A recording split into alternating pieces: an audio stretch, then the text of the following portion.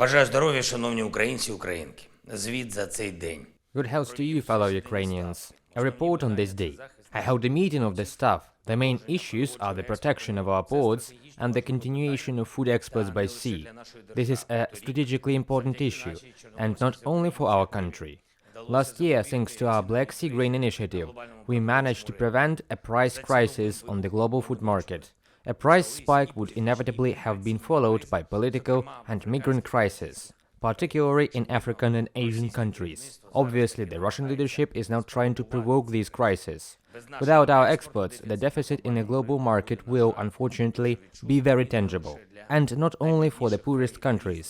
Different countries will feel it, from Libya and Egypt to Bangladesh and China. We are working with our partners to prevent this. For our part, we are developing options for actions and agreements to preserve Ukraine's global role as a guarantor of food security, our maritime access to the global market, and jobs for Ukrainians in ports and in agricultural industry. We are fighting for both global security and our Ukrainian farmers.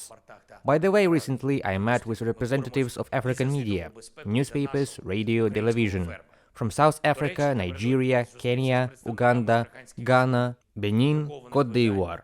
They were not only in Kyiv, but also in Kherson region and Bucha, where they talked to the families of the victims of this war.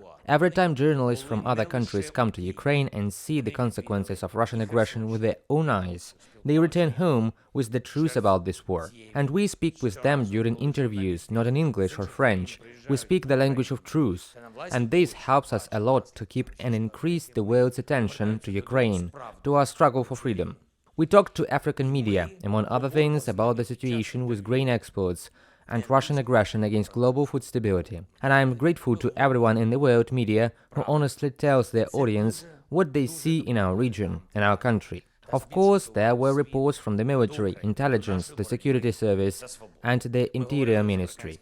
The issues are clear: the situation on the front line, all the hot areas, from Kupiansk to Kherson region, Donetsk region, southern areas of Zaporizhia region. We discussed the supply of ammunition and protection from Russian missile and drone strikes.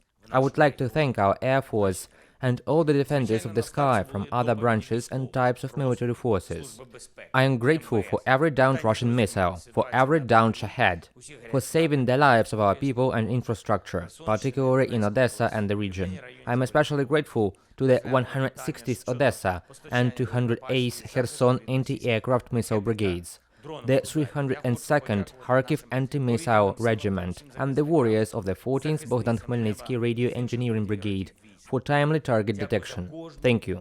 And every fact of using components from the countries of the free world to produce weapons for Russian terrorists, in particular missiles and Shaheds.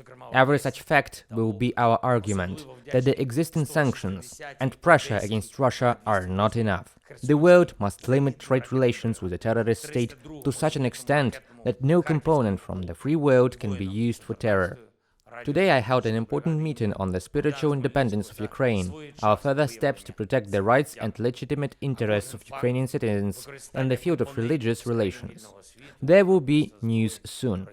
We continue working on the preparation of the doctrine of Ukraine, on our post-war transformation and on today's decisions to help our people.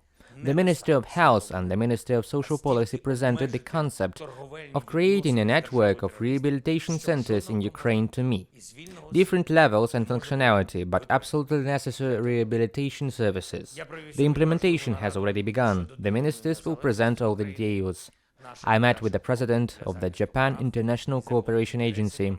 This is one of the world's largest institutions supporting economic and social development.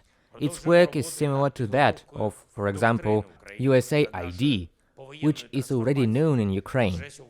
The Japanese agency is currently implementing an emergency recovery program in Ukraine, and the program is worth $500 million. In general, since the beginning of the full-scale aggression, this Japanese agency has already provided more than $1 billion in support to Ukraine, and we have the potential to increase cooperation. This is exactly what we talked about. Demining, energy, infrastructure projects, education. Importantly, the construction of rehabilitation centers to overcome the consequences of the war. And one more thing, I signed decrees on awarding our warriors, 7 decrees, a total of 1,255 warriors, combat brigades and units, different parts of the front, the same supreme bravery. Since February 24th, almost 51,000 Ukrainian warriors have received state awards. I thank everyone who fights for Ukraine. Glory to all our heroes, to everyone who fights for Ukraine, who trains our warriors, who heals and helps them recover after wounds. Thank you to everyone in the world who helps, and thank you to all our partners for today's Ramstein, and especially to US Secretary of Defense Austin for his very clear, unambiguous and powerful statements. Overcoming Russian aggression and punishing Russia for terror is a historic task for the current generation of world leaders, and the world will fulfill this task. Ukraine will win. Glory to Ukraine.